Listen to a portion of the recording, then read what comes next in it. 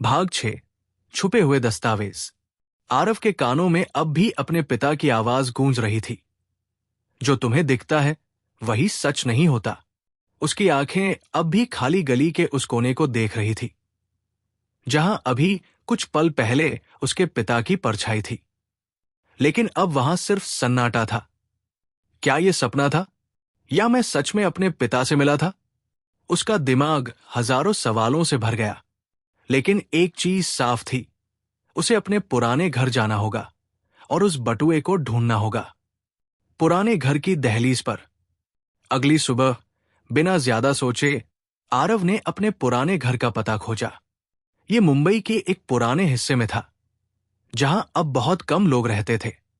जब वो वहां पहुंचा तो घर अब भी वैसा ही था, पुराना, टूटा फूटा, लेकिन किसी ने इसे छुआ नहीं था।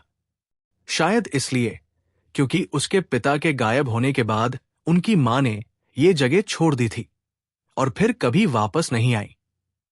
आरव ने घर का दरवाजा खोला। अंदर घना अंधेरा था। दीवारों पर जमी धूल और मकड़ी के जाले इस बात का सबूत थे कि ये जगह सालों से वीरान थी। धीरे धीरे चलते हुए वो अपने पुराने कमरे में पहुंचा। वहां सब कुछ वैसा ही था जैसा उसने आखिरी बार छोड़ा था। लेकिन असली सवाल यह था, क्या वो बटुआ अब भी यहां था? बीते पलों का साया। आरव ने बिस्तर की ओर देखा। उसे याद आया कि उसके पिता ने वो बटुआ तकिए के नीचे रखा था। लेकिन जब उसने तकिया हटाया तो वहां कुछ नहीं था। क्या कोई उसे पहले ही ले जा चुका है? उसका दिल धड़क उठा। तभी उसकी नजर कमरे के कोने में रखी एक पुरानी अलमारी पर पड़ी। ये अलमारी पहले भी घर में थी, लेकिन अब उसे इसमें कुछ अजीब लगा। वो अलमारी के पास गया और जैसे ही उसने उसका दरवाजा खोला, एक पुरानी किताब नीचे गिर गई। ये किताब यहां क्यों रखी गई थी? आरव ने उसे उठाया और खोला। जैसे ही उसने पन्ने पलटने शुरू किए, उसे बीच में एक छोटी सी जेब दिखी। उसके दिल की धड़कनें तेज हो गई। उसने जल्दी से वो जेब खोली और अंदर एक चमड़े का पुराना बटुआ रखा था। ये वही है, सच्चाई के करीब। आरव ने बटुआ खोला। उसमें कुछ पुराने कागज थे जो अब पीले पड़ चुके थे।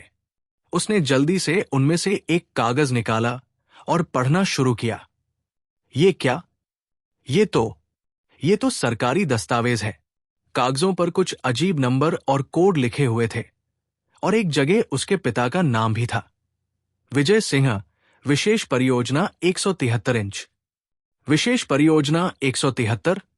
ये क्या है? आरव के दिमाग में जैसे बिजली कौंध गई। उसके पिता कोई आम इंसान नहीं थे। वे किसी गुप्त सरकारी मिशन का हिस्सा थे। लेकिन आखिर वो मिशन क्या था और इसकी वजह से उन्हें क्यों गायब होना पड़ा? तभी पीछे से किसी की आवाज आई, तुम्हें ये नहीं देखना चाहिए था, आरव। आरव ने चौंक कर पीछे देखा। दरवाजे पर एक अजनबी खड़ा था जिसकी आंखों में एक अजीब सी चमक थी। भाग 7। अजनबी का रहस्य। दरवाजे पर खड़ा अजनबी हल्की मुस्कान के साथ आरव को घूर रहा था। उसकी आंखों में एक अजीब सा आत्मविश्वास था, मानो उसे पहले से सब कुछ पता हो। तुम्हें यह नहीं देखना चाहिए था, आरव। आरव का दिल जोर से धड़कने लगा। उसने तुरंत बटुए और दस्तावेजों को मुट्ठी में कसकर पकड़ लिया। तुम कौन हो और यहां क्या कर रहे हो? आरव ने गुस्से और घबराहट के मिश्रण के साथ पूछा। अजनबी कमरे में धीरे धीरे कदम बढ़ाते हुए अंदर आया। तुम्हारे पिता मेरे बहुत अच्छे दोस्त थे, आरव, लेकिन उन्होंने मुझे एक वादा करने के लिए कहा था कि जब सही समय आएगा मैं तुम्हें सब कुछ बता दूंगा। आरव के चेहरे पर हैरानी थी। मेरे पिता तुमसे मिले थे, लेकिन वे तो गायब हो गए थे या फिर उन्हें गायब कर दिया गया था? अजनबी ने उसकी बात पूरी की। आरव की सांसें थम गई। तुम क्या कहना चाहते हो? अजनबी ने एक लंबी सांस ली और कहा, तुम्हारे पिता एक साधारण इंसान नहीं थे, आरव। वे भारत सरकार के लिए एक विशेष गुप्त मिशन पर थे। विशेष परियोजना 173 एक ऐसी फाइल थी जो अगर गलत हाथों में चली जाती तो पूरी दुनिया के लिए खतरा बन सकती थी। तुम्हारे पिता ने इसे सुरक्षित रखने के लिए अपनी पहचान तक मिटा दी। आरव का दिमाग सुन्न हो गया। लेकिन मेरे पिता ने इस बारे में हमें कभी कुछ क्यों नहीं बताया? क्योंकि वे तुम्हें और तुम्हारी मां को बचाना चाहते थे। लेकिन अब तुम्हारी जिंदगी भी खतरे में है। आरव, साजिश की परतें खुलने लगी। आरव ने धीरे से उन दस्तावेजों की ओर देखा जो अब भी उसके हाथ में थे। वे असली थे, कोई नकली कहानी नहीं। लेकिन ये सब मेरे पिता ने मेरे लिए क्यों छोड़ा?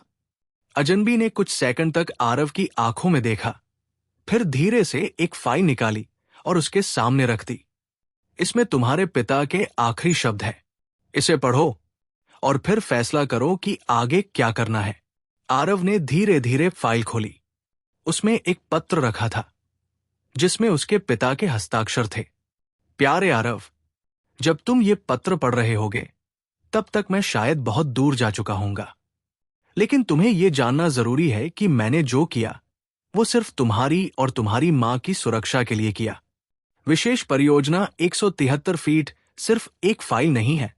ये एक ऐसा रहस्य है जो दुनिया बदल सकता है, और अब ये तुम्हारे हाथ में है।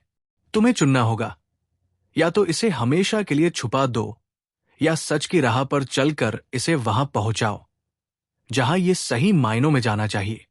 याद रखना आरव, जिंदगी हमेशा आसान रास्ते नहीं देती। कई बार हमें अनजानी राहों पर चलना पड़ता है, लेकिन तुम्हारे फैसले पर सब कुछ निर्भर करेगा। तुम्हारा पिता विजय सिंह। पत्र पढ़ते ही आरव की आंखों में आंसू आ गए। उसके हाथ कांप रहे थे। आगे क्या होगा? आरव अब एक चौराहे पर खड़ा था। क्या वह अपने पिता की आखिरी इच्छा पूरी करेगा और इस राज से पर्दा उठाएगा, या फिर वो इस फाइल को हमेशा के लिए मिटाकर अपनी जिंदगी में लौट जाएगा? लेकिन अगर उसने कुछ नहीं किया तो क्या सच में सब कुछ सामान्य रह पाएगा? तभी अजनबी ने गहरी आवाज में कहा, अब तुम्हारे पास ज्यादा समय नहीं है आरव, तुम्हें फैसला करना होगा। तो दोस्तों, आज के लिए बस इतना ही। जैसे ही अगले रहस्य से पर्दा उठेगा, हम फिर लौटेंगे एक नई कहानी, एक नए ट्विस्ट और एक और रोमांचक वीडियो के साथ। लेकिन अलविदा कहना हमेशा मुश्किल होता है ना? पर जरूरी भी है, ताकि फिर से मिलने की एक वजह बची रहे। अब चलते चलते आपके लिए एक छोटी सी पहेली है, एक क्विज। तैयार है? सवाल यह है, कभी दिखाई नहीं देते फिर भी सब कुछ देख लेते हैं। क्या है ये जो सब कुछ देख सकते हैं बिना दिखे? अपना जवाब नीचे कमेंट में जरूर लिखिए, हिंदी में और दिल से। आपके जवाबों का हमें बेसब्री से इंतजार रहेगा। फिर मिलेंगे एक और रहस्य, एक और कहानी के साथ। तब तक के लिए ध्यान रखिए और याद रखिए, हर आवाज के पीछे एक कहानी होती है। कल्पानी कथाएं, जहां कहानियां सिर्फ सुनी नहीं जाती, महसूस की जाती है।